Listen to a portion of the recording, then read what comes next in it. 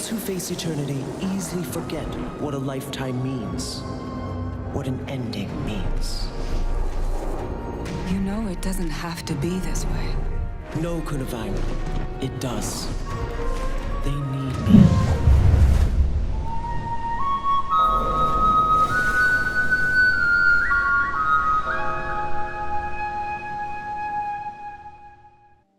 Welcome, End of Dragons Daily 47 today. We're due for a new thumbnail very soon. I hope you guys are doing good. I'm very tired again today, so we'll see how much depth we really go into here. But I've got a variety of lore-based questions, and quite lazily, I have simply taken ones that people thumbed up a lot. So, and also ones that I find interesting, to be honest. I did skip a few with very high thumbs. So let's jump on in. These are some of your ambitions, hopes, desires for the expansion. As I'm responding or talking about anything, if you guys have any thoughts about the expansion, please feel free to drop a comment. You might appear in the next episode. And also, by the way, I did another community poll today.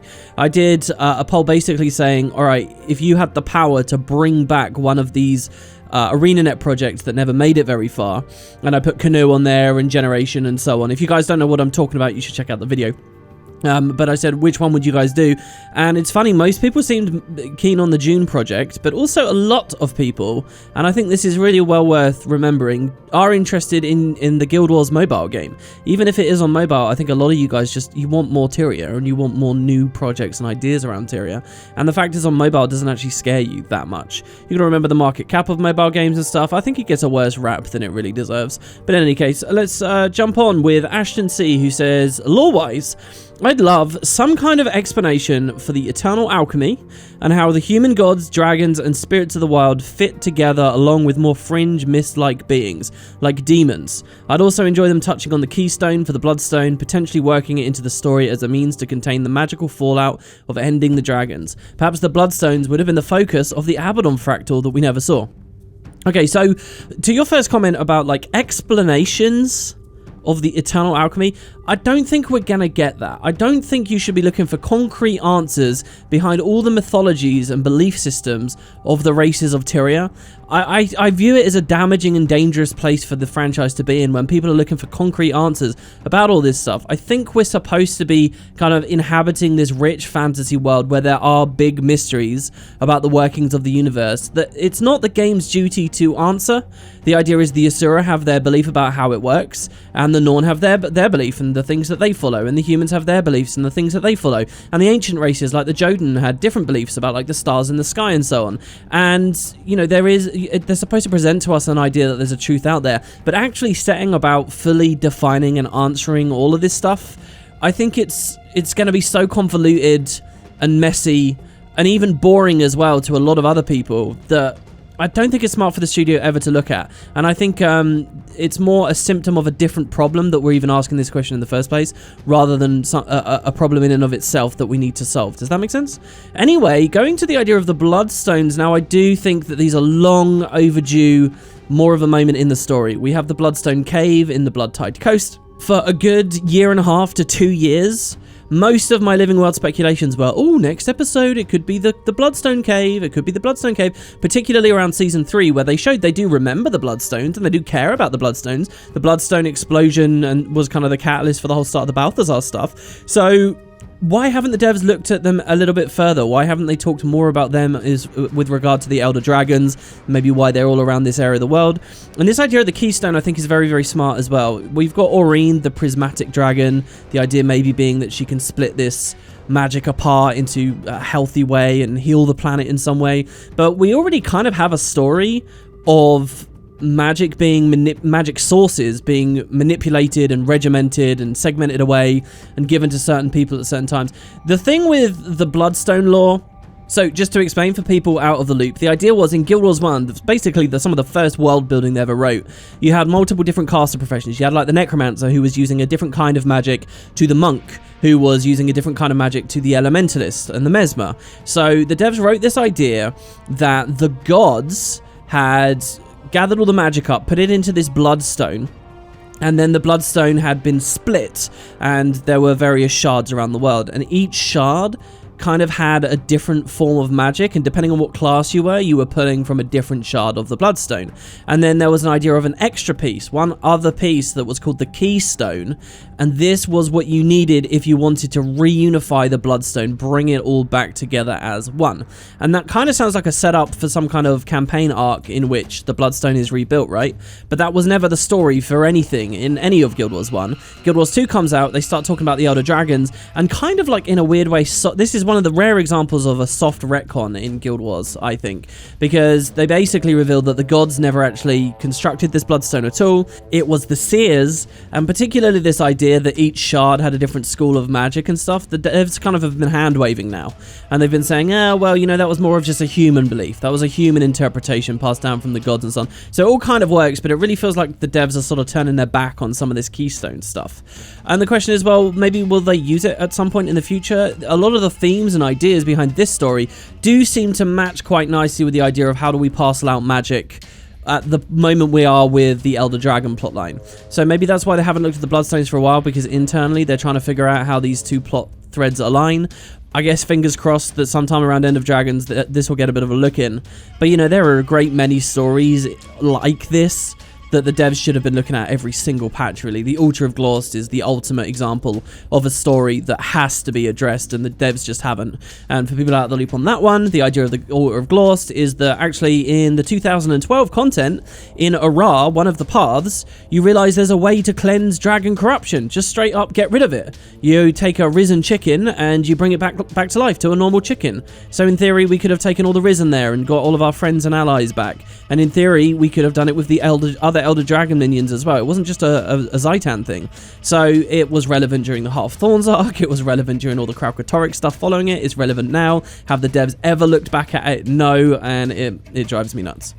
Daraku X says, I'd like them to stop doing important story beats off screen, or not explaining things and thinking that it's perfectly fine from a story perspective. Just a few examples. Ritlock was hesitant to say anything about the Mists, and since he didn't know he released Balthazar until he met him again in person, we still don't know why he was hesitant. During party politics, the party herald stopped himself from saying Lady Casimir, which implied that Lady is a noble title, and then later, in episode 5, her nameplate got changed to Lady Casimir Mead, meaning her entire character arc got resolved off-screen as a reward for helping Kryta flush out the White Mantle. They explained during the live streams that Casimir and Marjorie sound different in Bound by Blood because they were traumatized from dealing with the dead and wounded during Season 4. Rox joined the Omicron off-screen. Joko was a cutthroat in Season 4 Episode 1 and 2 because he felt he was losing his grip on power, and once he felt in control again, he went back to being a jokester in episode 3, and not because the episode 1 and 2 writers had a different idea of who Joko was as a character. And Smoda signed the peace treaty with the humans because he's a politician, and not because he wanted to save lives, so he started becoming violent in Drizzlewood since he thought it would look better to regain control of the child with Mike. If they run out of time on releases, they can just talk about information they missed in other episodes, or make more visions of the past to see the story from other perspectives. But all of these incomplete story beats from a story-driven game needs to stop. For example, during Bound by Blood, when Bran was rambling while drunk, he could have talked about how he felt happy about Rox finding her family with the Omicron, but also betrayed that Rox didn't view Dragonwatch as her family. And during the Dragon Response mission in Ebonhawk, Krisha could have mentioned about how she was on board with the treaty because she meant it and not for political gain, like Smoda. This is a really interesting comment to me, because you're not wrong, but I think you're missing a very basic fundamental of like video game development. And that what you're analysing here, I don't know whether you realise it, but is the tightrope that those writers are always walking. Every moment of every second of the story that they're delivering to you is a game for them to give you as much information as possible in as entertaining and concise format as is possible. They only have a certain amount of content. They only have a certain amount of time. The answer, you just say, oh, they should just add more content in the next one. They should just add more visions of the past. They should just add. They can't just add. They can't magic content up. They have a finite amount, and they have to dedicate it to A or B. And so you're lamenting the loss of B, but you do have to think about all the A's that they did manage to implement. And so, yeah, then you get to this other side of things where clearly Guild Wars, and I agree with you, Guild Wars does have a problem where it wants to be a big story-based game, and I don't think they have enough time in each patch to fully explore the themes and stories they're talking about. I think that has always been true, except in the personal story, but the personal story squandered that opportunity by spreading all of its story over multiple instances and so on. So yes, I agree that the patches are not explorative enough. It's one of the reasons why I've always been a big supporter of the idea of like in-game lore books making it into the releases, because they can basically dump walls of text at you and you'll buy them and you'll eat them up and you'll be able to absorb them, and they're hopefully somewhat entertaining. We've seen that lore books are in there. I do think they've gone a little bit more towards resolving the problem, but maybe they need to go further as well. Maybe they need to ease off with the amount of voice acting that they do. Maybe they need to stop spending so long on releases thinking about, you know, this element or that, so that they can emphasize more on character interactions and so on. You know, that's the game they're playing. That's what they're always doing. That's how they try to make the patches better. It's not a decision to have the stories resolve off screen. It's a realization that they have to prioritize one thing or another. Anyway, I'm laboring the point. I think the other interesting thing to say here is the live stream side of it. Now, is it bad if they then on a live stream explain to you all the stuff that they really wanted to happen or did happen? Like, they've given you explanations for gaps you've identified. Is that actually good? Is that satisfying, or does it feel hollow? And I kind of agree, it does feel hollow. And it also feels, I think, to those of us with cynical minds, and I know you're out there, that it feels a bit convenient sometimes. Oh, it's very convenient that you could just explain on a stream that no, Joko is consistent. It's just this stuff we never had time to show you. No, Smoda is consistent.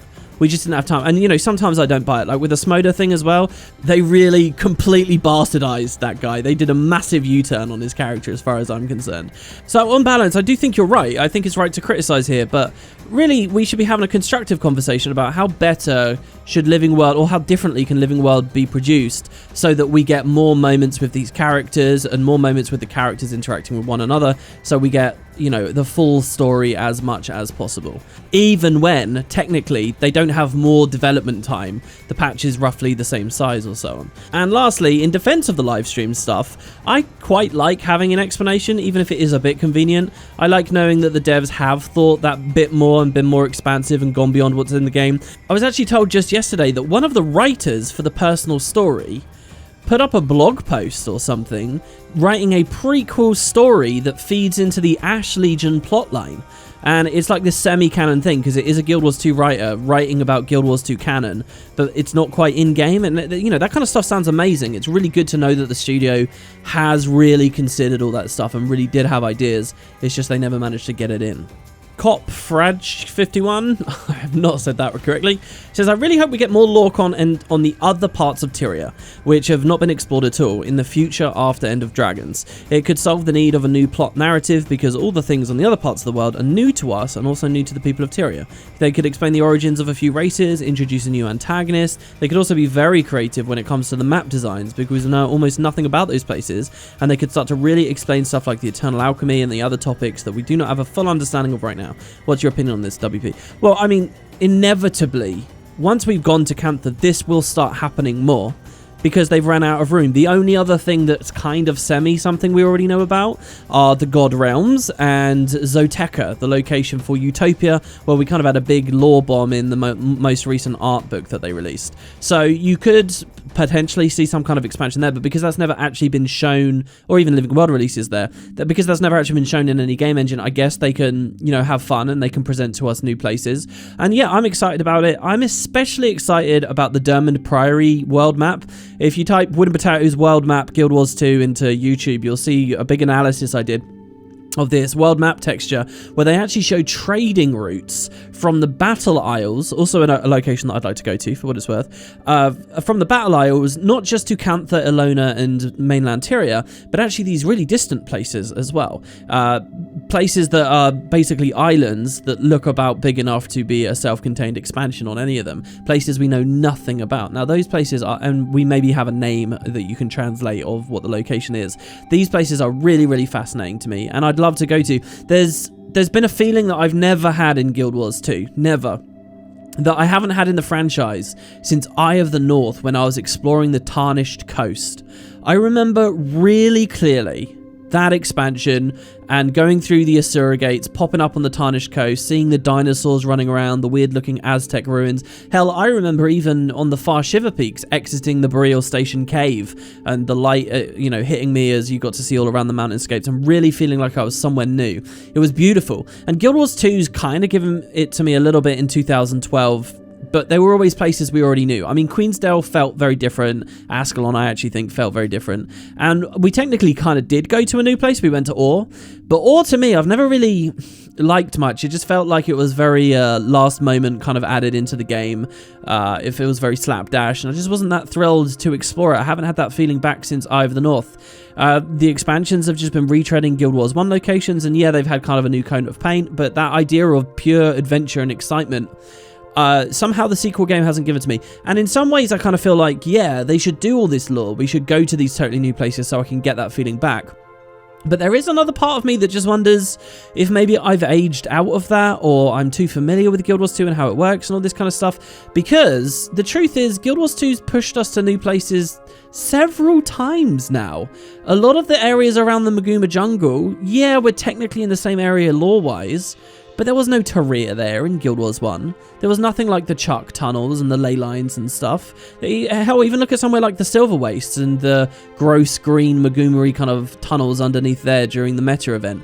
We never really got to go to places like that. South Sun Cove is new. The Sandswept Isles is not just new, but it's a mountain range island that I always wanted to go to in Guild Wars 1 Nightfall. And we got to go there in Guild Wars 2. Most recently, we've had Drizzlewood, a large section of which we never got to go to before, and somehow it's not clicking with me.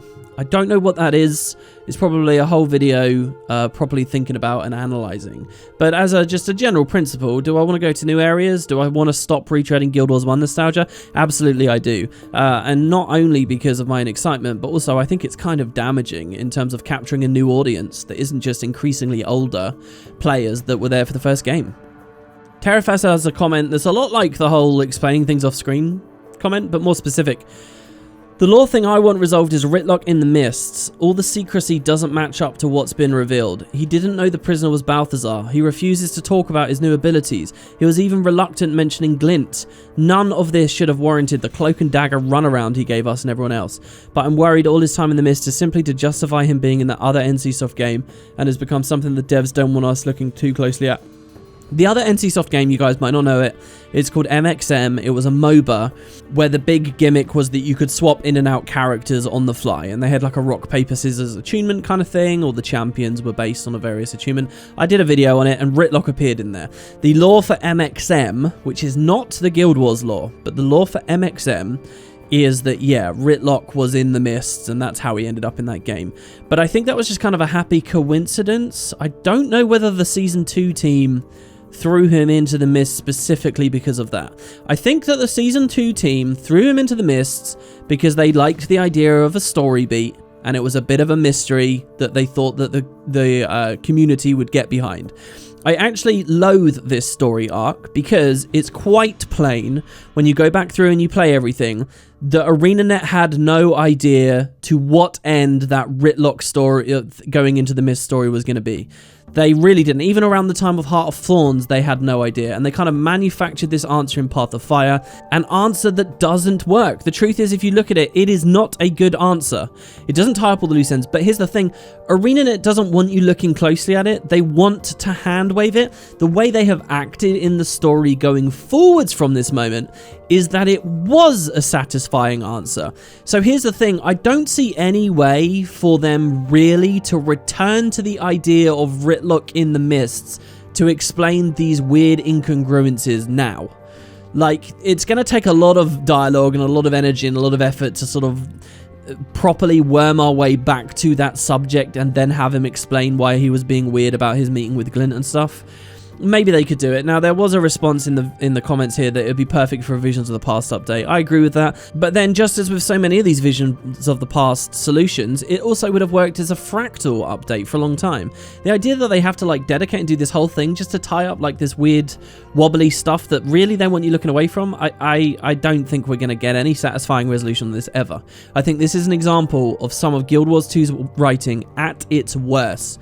Like, if I was going to do a top 5 worst Guild Wars 2 2 stories and story beats, this would be up there. I don't know whether it would be number 1. I haven't really thought about this too much, but it's certainly a black mark. Now, who do you blame? The Season 2 guys or the Path of Fire guys? Path of Fire also had a lot of weird loose ends and stuff that just didn't work as far as the library is concerned. Man, that expansion was biting off a lot of stuff. It's a shame that they missed the mark on some things. Speaking of Season 2 setups to mysteries that they had no real idea for answers to, Christ, I feel like I'm watching Lost again and we're talking about Carlton Cuse and Damon Lindelof. David Yu says, one lore thing I really want to talk about is E. It's one of the open mysteries no one talk about, but I highly doubt it'll be touched on by End of Dragons. And then he has an unrelated note about not liking how high mastery levels are. You know, it's funny, E, I actually do think has a pretty good chance in End of Dragons, partly because I think that there's going to be some core Tyria stuff, at least. You know how Path of Fire opened with a scene in Lion's Arch, Holbrack? In Lion's Arch. I can imagine End of Dragons opening with the scene in Divinity's Reach that talks about the Great Collapse or the Canton District or something like that, and then we move on. I'm not saying this is 100% going to happen, but it might. You know, maybe a scene at the Dead End Bar with Marjorie. And when you do this, immediately E becomes very, very likely to be able to slip into the story. There are so many hints about E being very human-centric and maybe some association with the Order of Whispers and whatnot. And, you know, when we're dealing with these kind of human stories and these human ideas, I think E would be very interested in Cantha, don't you guys? If you're some master informant, mystery man in the background, or mystery woman in the background, this is like one of those big cases to crack. And if there's going to be a lot of Marjorie influence in this, if there's going to be a lot of Mai Trin influence in this, I think E also could get a look in. And especially as well, I hate to be a broken record, but if this is like the end of the road for Guild Wars 2 and an announcement of something new, this is a big mystery that people will be looking for a payoff on. And it would be the expansion's duty to do it at that point, I think. Well, there you have it, guys. That's End of Dragons Daily. For the next topic, let's do lore again. I like this idea. I feel like there's such a range of things we can discuss. We've hardly scratched the surface here. So keep talking to me about lore. If there are mechanical ideas and stuff you've got as well, you still drop them and then they can get fed in. I can sort of keep them aside for future episodes. And I'll see you on the next one tomorrow. Thank you everybody for watching. Hope you've been enjoying. Check out that poll. Don't forget, if you haven't voted in it yet, on the community section of YouTube. I'm trying to catch up with that stuff. The next episode is already live on Patreon, and I'll see you tomorrow.